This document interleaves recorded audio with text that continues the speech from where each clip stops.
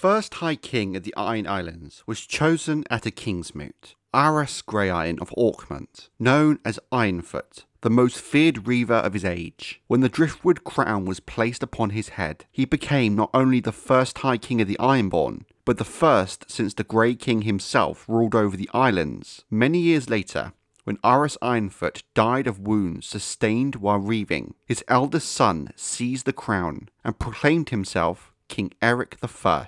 Though half-blind and feeble with age by that time, Galen Whitestaff, the high priest of the drowned god, nonetheless arose in a fury at these tidings, declaring that only the Kingsmoot could make a king. Thus the captains and the kings assembled once more on Old Wick, and Eric the Ugly was unmade in an instant, and condemned to death. A fate he avoided by breaking his father's crown and casting it into the sea as a sign of submission to the drowned god. In his place the Kingsmoot raised Ragnar Drumm, called Ravenfeeder, the Rock King of Old Wick. By tradition, Driftwood Crown itself was broken up and returned to the sea upon the death of its wearer. His successor would don a new crown made from driftwood freshly washed up upon the shore of his home island. Thus, every Driftwood Crown was different from those that had gone before. Some were small and simple, others huge and unwieldy but magnificent. The centuries that followed were a golden age for the Iron Islands, and a dark age for the first men, as lived beside the sea to the east. Once the reavers had gone forth seeking food to sustain them during winter, wood to build their longships, salt wives to give them sons, and the riches the Iron Islands lacked, but they'd always returned home with their plunder.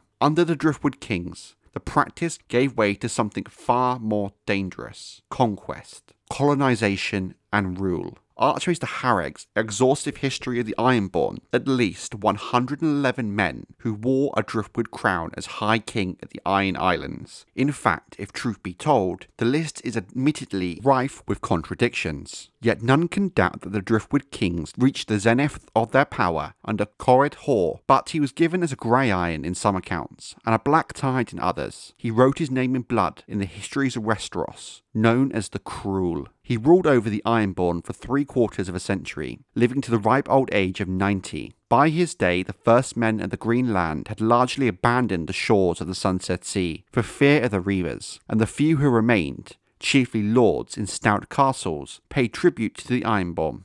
It was his very same king who famously boasted that his writ ran wherever men could smell salt or hear the crash of waves. In his youth, he did what many believed impossible. He captured and sacked Old Town, bringing thousands of women and girls to the Iron Islands in chains. At 30, he defeated the Lords of the Trident in battle, forcing the River King, Benar II, to bend the knee and yield up his 3 young sons as hostages. 3 years later, he put the boys to death with his own hand, cutting out their hearts when their father's annual tribute was late in coming. When their grieving sire went to war to avenge them, King Corred and his Iron Men destroyed Benard's host and had him drowned as a sacrifice to the drowned god, putting an end to House Justman and throwing the Riverlands into bloody anarchy. But after Corred, a slow decline began. The kings who followed him played a part in that, yet the men of the Green Lands were likewise growing stronger. The first men were building longships of their own, their towns now defended by stone walls in place of wooden palisades and spiked ditches. The gardeners of Highgarden and the Hightowers of Old Town were the first to cease paying tribute. When King Theon III Greyjoy sailed against them, he was defeated and slain by Lord Lyman Hightower, the Sea Lion, who revived the practice of thraldom in Old Town just long enough to set the Ironborn captured during the battle to hard labour,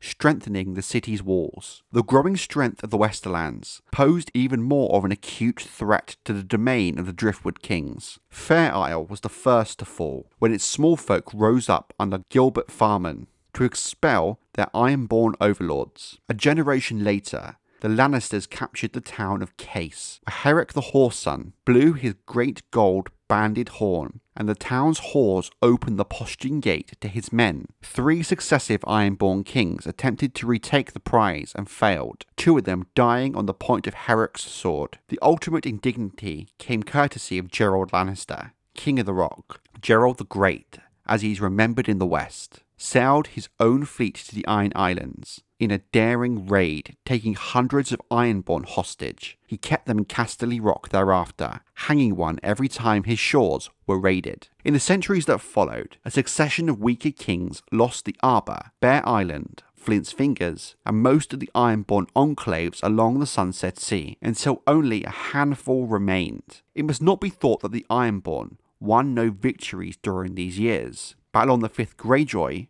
called Coldwind, destroyed the feeble fleets of the kings of the north. Eric V Harlaw retook Fair Island in his youth, only to lose it again in his old age. His son Harren slew Garth the Grim of Highgarden beneath the walls of Old Town. Half a century later, Euron I Blacktide captured Giles II Gardener when their fleets clashed off the Misty Island. After torturing him to death, Euron had his corpse cut into pieces so that he might bait his fishhooks with chunks of king. Later in his reign, Euron swept across the Arbor with steel and fire, and supposedly, if legend can be believed, carried off every woman on the island under 30 years of age, thereby earning himself the name Maiden's Bane, by which he is now best remembered.